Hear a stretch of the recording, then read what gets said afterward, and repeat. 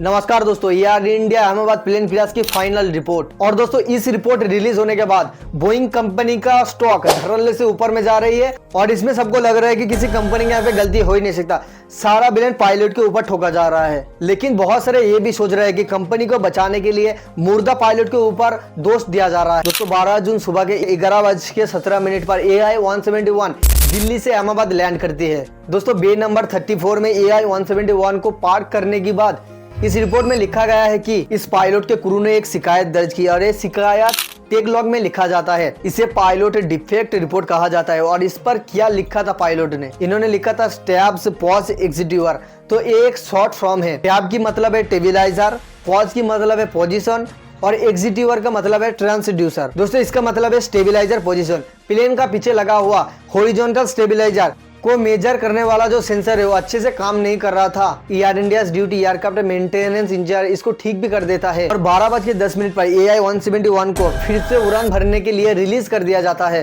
Report में इसे PF और PM करके लिखा जाता है। दोस्तों सिंपल भाषा में बोलूं तो को पायलट प्लेन को उड़ा रहे थे और जो कैप्टन थे वो मॉनिटरिंग कर रहे थे। दोस्तों इससे पहले 11:55 पर दोनों पायलट को चेक भी किया जाता है कि दोनों पायलट कोई नशा में तो नहीं है।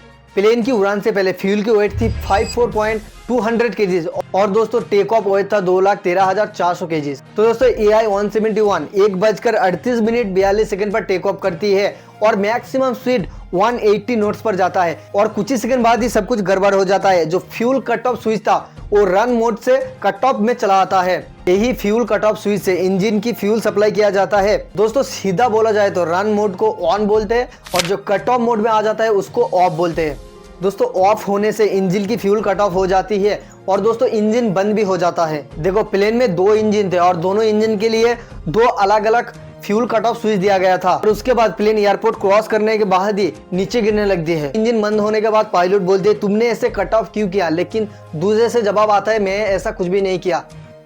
देखो रिपोर्ट में सिर्फ इस बात को मेंशन किया गया है, लेकिन आगे कितना भी बात हो उसको कोई भी यहाँ पे रिपोर्ट में मेंशन नहीं किया गया। और किस पायलट ने जवाब मांगा और कौन जवाब दे ये भी कोई लिखा नहीं गया है। दोस्तों इससे बहुत सारे सवाल आता है कि पायलट ने जानबूझकर ये स्विच ऑफ किया, पायलट के हाथ लगने से क्या ऑफ हो गया, या कुछ टेक्निकल इशू के कारण स्विच अपने आप ऑफ हो गया।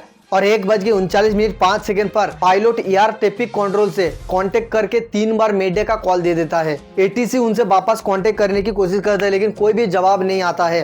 तब तक प्लेन क्रैश कर गया था। बहुत लोग ये भी सोच रहे हैं कि दोनों पायलट से एक पायलट जानबूझकर एक क्रैश करवाया है। एक पायलट मेंटल इशू की वजह से परेशान होकर इंजन का स्विच ऑफ कर दी और इंजन बंद होने के कारण वो आत्महत्या करना चाहता था, इसलिए प्लेन को ले जाकर क्रैश कर दिया। जो लोग इस थ्योरी को मान रहे हैं उसका कारण है एक कन्वर्सेशन। उसमें बोला जाता है कि तुम कट ऑफ क्यों किए।